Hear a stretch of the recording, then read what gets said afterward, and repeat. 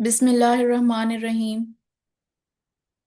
In quote for the day is Allah says in Holy Quran, and we will surely test you with something of fear and hunger and a loss of wealth and lives and fruits, but give good tidings to the patient. The topic for today's presentation is service delivery approaches in public health, vertical, horizontal, and integrated programs. I am Dr. Ayesha, AminPGR of FCPS Community Medicine at Institute of Public Health, and I will be presenting this under the kind supervision of my supervisor, Professor Dr. Saira Afzal, who is the Dean of IPH Lahore. So the learning outline for today's presentation would be introduction, importance, vertical, horizontal, and integrated approaches, WHO frameworks, and multiple choice questions. Learning outcome. By the end of this presentation, the participants would be able to describe about the importance of service delivery approaches, the horizontal, vertical, and integrated system of service delivery in Pakistan, its achievement and challenges, and to be able to answer the multiple choice questions. Introduction. Service delivery in public health refers to the way health services are organized and provided to individuals and communities to achieve the desired health outcome. Service delivery is the frontline function of the health system where policies meet people. It includes preventive services like immunization and screening, curative services like treatment of diseases, promotive services like health education, rehabilitative services, and palliative care. So as we all know that this is the diagram which is showing the WHO framework of health system, and it is composed of six building block for which the one component and the major component is the service delivery, and the rest of them are health workforce, information, medical product, vaccine and technologies, financing, and then leadership and governance, and all of this aim to give access, coverage, quality, and safety of care. And the ultimate outcome and overall goal of this building block is to improve the health and equity, responsiveness, social and financial risk protection, and improved efficiency. So there are three levels of the service delivery system, starting from the base, which is basically community, and it constitutes the community-based health workers, which are lady health workers and community midwives. Then we move to the primary care or the first level, which consists of BHUs, maternal child health centers, rural health centers, and a dispensary. And the care which is provided basically at the primary care units are preventive and health promotive services. The next level is the first level referral facilities, which are known as THQs or Tehsil headquarter hospitals. And the next is the secondary level facilities, which are DHQs or district headquarter hospitals, and they are refers to at the secondary level of the health service delivery system. And the top level of this triangle is constituted by the tertiary level facilities, which are basically the large hospitals attached with medical colleges. They are providing the curative services as well as the training of the medical professionals as well. So this is basically the three level service delivery system of health system in Pakistan. Now we will talk about the health service delivery approaches. The health service delivery approaches are structured methods for providing health services, focusing on accessibility, quality, and continuity of care across various settings. Health service delivery approaches are organized, purposeful, and in many cases integrated strategies which are designed to ensure that health services, which are basically promotive, preventive, curative, rehabilitative, and palliative, all are accessible, safe, and of high quality for the individual and populations. These approaches are designed to adapt to local context, disease burden, and specific, often vulnerable population. So the importance of health service delivery approaches is it tells us about the disease burden variation, resource constraints, donor priorities, and need for rapid result versus long-term sustainability. So what is the importance of disease burden variation? Different population face different types of health problems. So high burden of specific disease in certain countries, like in our part of the world, the countries with have high TB, HIV, malaria, or polio rates often adapt vertical programs for rapid control. Epidemic require focused disease specific responses. Multiple chronic and communicable diseases. Countries experiencing a double burden of disease like Pakistan which are infectious plus non-communicable diseases. They require a horizontal or integrated approach. Primary healthcare platforms manage diabetes, hypertension, maternal health, and infectious diseases altogether. Then the other important factor is resource constraint. Health systems are often operated under limited financial, human resources, as well as infrastructure and logistics. In low resource settings, government may prioritize high impact vertical programs to show measurable results. Donor funded programs often fill the funding gaps. For efficiency, integrated models reduce duplication of staff, reporting system, and supply chain. So resource scarcity push the policymakers to choose the model that gives the maximum health gain per dollar spent. The next important factor is the donor priorities. External funding significantly influence the service delivery design, especially in low and middle income countries. The donors, they prefer measurable outcome, disease specific targets, clear accountability, and short term result. This often leads to the vertical programs such as HIV control programs, TB control, and immunization initiatives. However, the donor-driven vertical program can fragment the national health system. Integration is increasingly important to align donor funding with national health system strengthening goals. Therefore, service delivery models are sometimes shaped more by funding patterns rather than by the epidemiology of the disease alone. And the next important factor is the need for rapid result versus long-term sustainability. This is the one of the most important strategic consideration, whether the government wants rapid result or the short-term goals, or the program is designed to achieve the long-term sustainability of the health system. So this diagram is basically showing the service delivery strategies. There can be rapid result approach or the long-term sustainability. For the rapid result approach, there focuses on basically vertical programs, and for long-term sustainability, horizontal system approaches are used. For rapid result or vertical focus, it is basically disease focus. Short-term measurable targets are there, dedicated funding and staff. It is majorly operated in emergency and outbreak response, and it quick decides and decline in incidence, and donors support is visible. While the long-term sustainability is based on comprehensive care and continuous service provision, it strengthens the primary healthcare system. It leads to capacity building and stable long-term impact is there, and it provides the financial and structure stability. While the integrated or the diagonal approach use vertical intensity for urgent goals and delivered through strengthened primary healthcare, and it achieved quick impact plus long-term resilience of the health system. We will look into the details of all these approaches one by one. Coming to the vertical system. The vertical system is a service delivery model that focuses on a specific disease or health condition, operating through a separate, dedicated structure with its own funding, staff, logistic, and monitoring mechanism. A vertical program is a disease specific, standalone program which is designed to achieve rapid and measurable outcomes through dedicated resources and centralized management.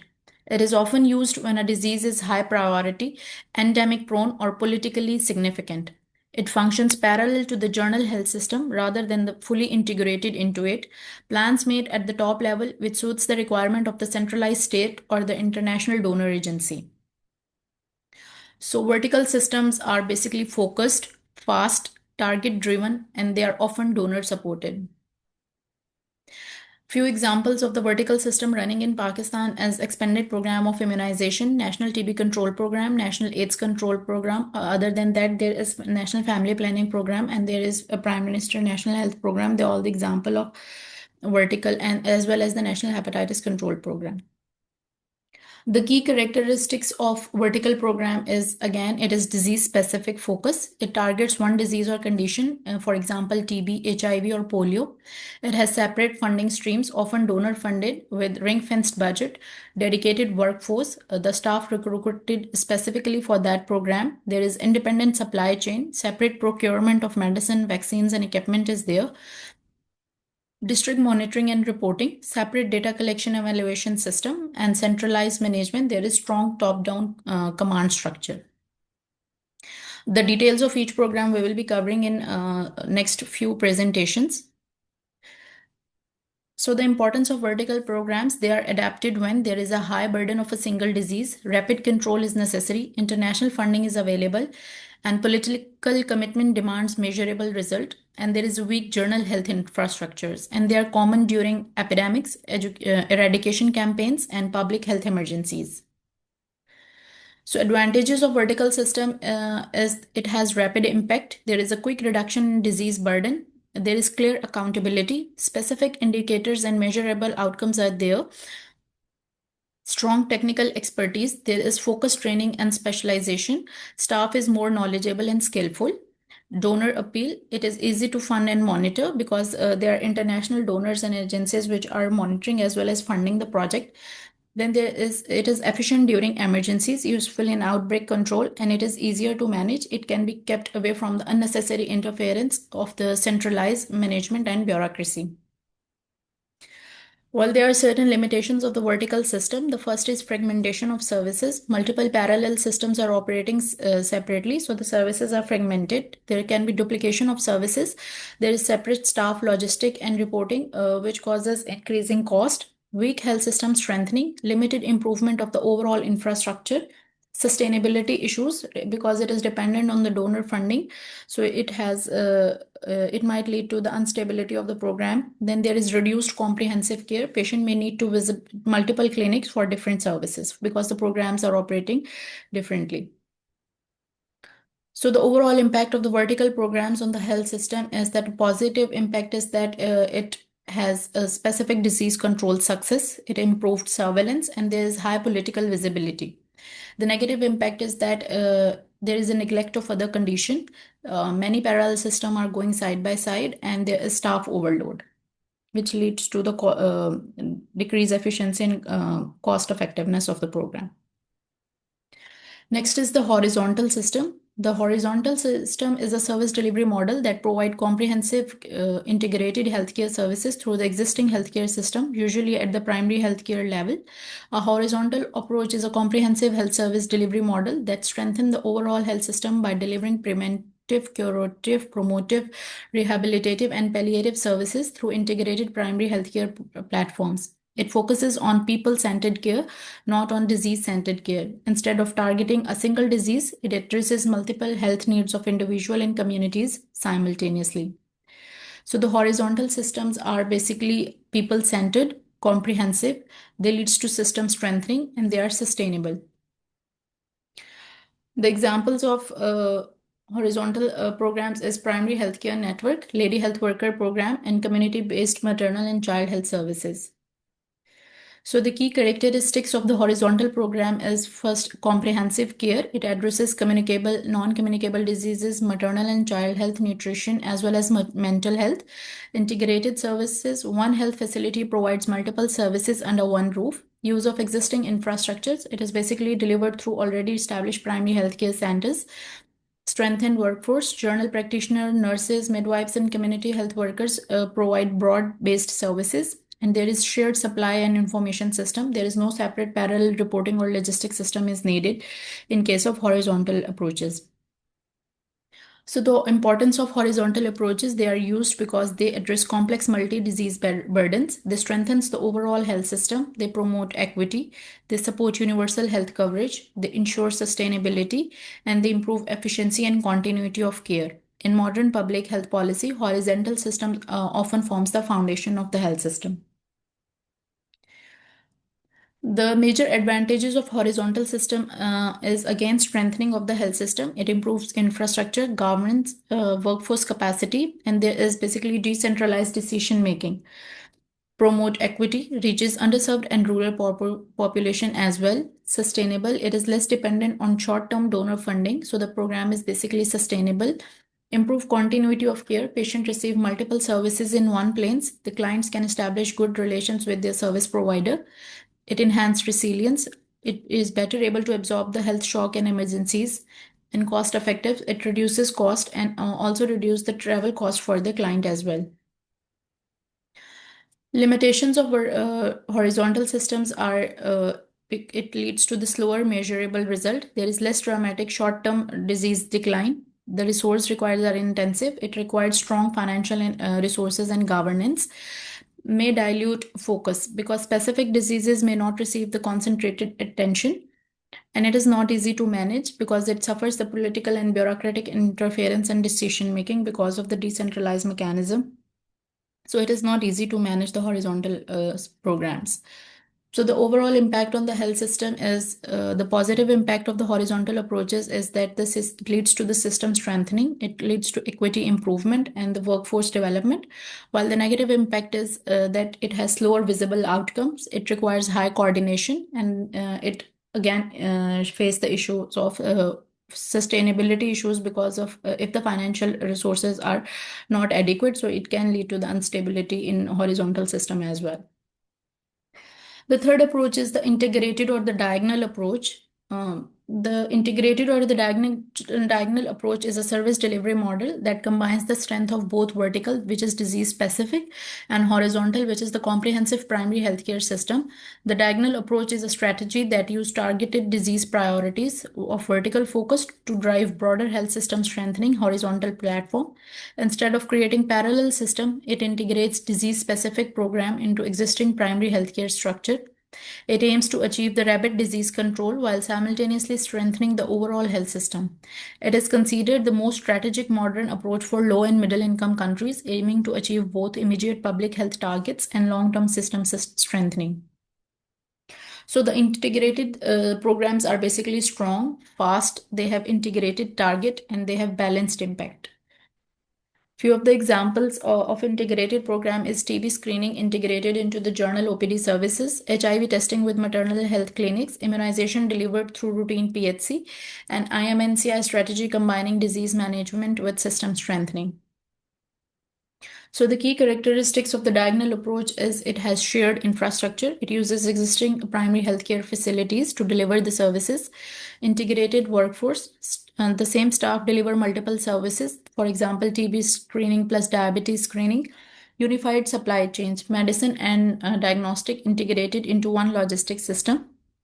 There is a combined monitoring system, single reporting platform instead of parallel system. Policy alignment, it is donor funded priorities align with the national health strategies in integrated programs. And again, the most important, it is people centered. So the importance of integrated program is the diagonal approach cut across both combine urgency with the sustainability. It balances speed, efficiency, and system resilience. It is appropriate in countries who are aiming for the universal health coverage and setting with the donor-funded vertical program when health systems are transitioning toward integration and when both rapid disease control and long-term strengthening of the health system is needed, the integrated approach is the best approach. So what are the advantages of the diagonal approach? It achieves rapid results. It maintains disease-specific targets. It leads to the system strengthening. It improves infrastructure and workforce capacity. It reduces fragmentation because of it avoids parallel reporting and logistics system. It improves efficiency. There are shared resources which reduces overall cost, and it enhances sustainability. It is less dependent on the isolated donor-driven models.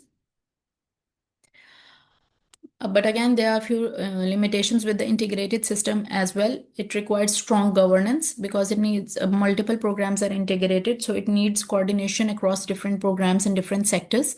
Complex implementation, integration demands planning and finance and intense training, and risk of overburdening of the PHC if it is not properly resourced for finances and workforce. So it can lead to the overburdening of the PHC, which can ultimately lead to the collapse.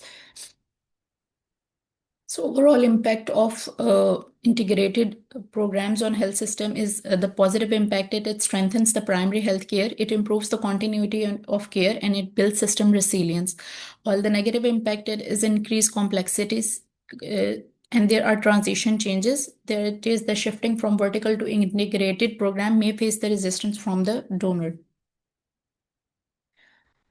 Then another type of integration is the integration of services between primary, secondary, and tertiary care. There are strategies to strengthen the integration of the primary, secondary, and tertiary care can help to respond to increase in chronic diseases and multimorbidity and to address the fragmentation of care which is delivered by the multiple provider in many settings and at many levels. This avenue focuses on integrating the delivery of services across providers and type of care and settings. It includes the intersection of primary care with the hospital and other types of institutionalized care, rehabilitation and therapeutic care, and support services, as well as daycare and home-based daily nursing services. So this is basically the summary of all the three approaches, which are basically vertical, horizontal, and diagonal. So vertical is again single disease focus, separate funding, dedicated staff, and parallel reporting is there, and it is used for the rapid control of priority diseases. While the horizontal is a comprehensive type of care in which multiple health needs are addressed. There is integrated services which shared with shared infrastructure and unified system, and it is basically built on the goal of stability and sustainability. While the integrated model is a balanced point which focus on disease as well as system strengthening, and it has shared workforce and unified reporting system.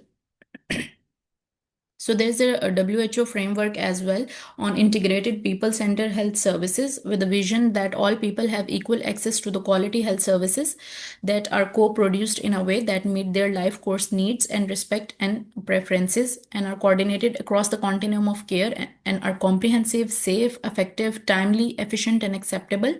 And all carers are motivated, skilled, and operate in a supportive environment. So, along with this vision, they have different strategies. The strategy one is engage in empowering people and communities. The second strategy is strengthening governance and accountability. The third is reorienting the model of care. The strategy four is coordinating services within and across sectors. And strategy five is creating an enabling environment. While all these strategies has further points and indicators, this is the continuation of that diagram of the WHO framework, which shows the potential policy option and intervention. And there are a number of potential policy options and interventions are there, which include again health education, community delivered care, community health workers, social participation, care for the carers, decentralization, clinical governance, health rights and entitlements, surveillance, population risk, gender and cultural sensitivity, local health needs assessment, care pathways, referral and counter referral systems, health in all policies, intersectoral partnerships, coordinating preparedness and response. So it has a number of potential policy options and intervention where the integration of the people-centered framework can be applied, and it has following implementation principles: that it is country-led, equity-focused, participatory, it should be evidence-based, it should lead to system strengthening, and it should be result-oriented, ethics-based, and it should be sustainable as well. Coming to the multiple choice question, the first MCQ is: a country experiences a sudden cholera outbreak, establishes a separate emergency task force with dedicated staff and reporting system. This represent A, horizontal approach, B, integrated approach, C, vertical approach, D, universal healthcare model, E, decentralized governance. C. Yes, C is the right answer. A vertical approach, as there is an outbreak, or so we have learned in the vertical approaches that it is used for epidemics or eradication of disease or during an outbreak. During a pandemic, a country relies only on a horizontal primary healthcare without focused emergency response. The likely limitation is A, rapid outbreak containment, B, slow measurable impact, C, reduced sustainability, D, donor fatigue, E, over centralization. B. Yes, B is the B. right answer.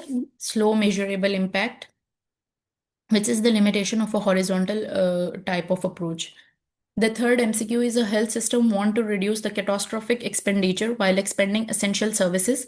Which deliveries approach support this goal most directly? A, vertical, B, emergency only, C, horizontal, D, diagonal, E, disease eradication program. D. The right answer is D, diagonal or the integrated approaches, because they are basically cost effective, in which you integrate the multiple services. The fourth MCQ is: a low income country transition from donor funded HIV clinics into primary healthcare centers. The major expected system impact is A, increased fragmentation, B, parallel supply chain, C, strengthened continuity of care, D, reduced workforce capacity, E, isolated data system. C. Yes, C is the C. right answer: strengthened continuity of care, because the system is now integrated. The fifth MCQ is from a system perspective. The diagonal approach is superior because it A. mainly disease focus, B. prioritize short-term visibility only, C. combine urgency with sustainability, D. avoid PHC entirely, E. remove donor involvement. C. Yes, C is the right answer. No, C is the right answer. Basically, the diagonal or the integrated approach, it combines the feature of both vertical and horizontal systems. So it combines urgency from the vertical component and sustainability from the horizontal component. The sixth MCQ is which scenario best illustrate inefficiency due to vertical programming? A. shared data system, B. unified reporting, C. comprehensive primary healthcare, D. integrated clinics, E. multiple separate supply chain.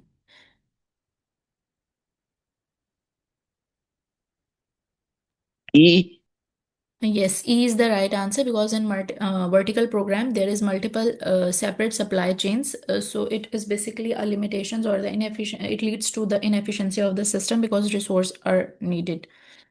The seventh MCQ is a country with limited funds must choose between launching a standalone cancer program or strengthening PHC to manage multiple NCDs, including cancer. The most sustainable strategy is A. standalone cancer vertical program, B. private care clinics only, C. emergency only funding, D. horizontal PHC strengthening, E. campaign based screening. A. The right answer is D. Delta. Yes, D is the right answer. There should be horizontal PHC screening. Strengthening. The eighth MCQ is a policymaker argues that the diagonal integration is the optimal long-term strategy because it maximizes the health system elasticity. In this context, the elasticity most accurately refers to the ability to expand disease-specific clinics rapidly, the flexibility to reallocate resources without collapsing the care services, the dependence on donor-driven vertical funding, E. reduction of the workforce specialization, E. elimination of primary healthcare platforms. B. Yes, B is the right answer. The elasticity in this context refers to the flexibility to reallocate the resources without collapsing the core services. The ninth MCQ is a country adopts a purely vertical cardiac surgery initiative in urban centers, achieving high survival rates. However, the rural population remain underserved. This illustrates A. technical efficiency with compromised allocative equity, B. horizontal inefficiency, C. integration failure, D. reduced opportunity cost, E. strong universal health care progress. A. Yes, A is the right answer. There is a problem with the equity. The last MCQ is a health system successfully integrates TB and diabetes services. When a natural disaster disrupts infrastructure, service delivery continues with minimal interruption. This indicates a vertical redundancy, B. adaptive capacity built through integration, C. reduce governance complexity, D. elimination of specialized services, E. over centralization. B. Yes, B is the right answer because the system is adapted through integration. This is the key to all the MCQs. These are the references. This is the official channel of the YouTube of Institute of Public Health where the recording of this presentation will be uploaded. And thank you.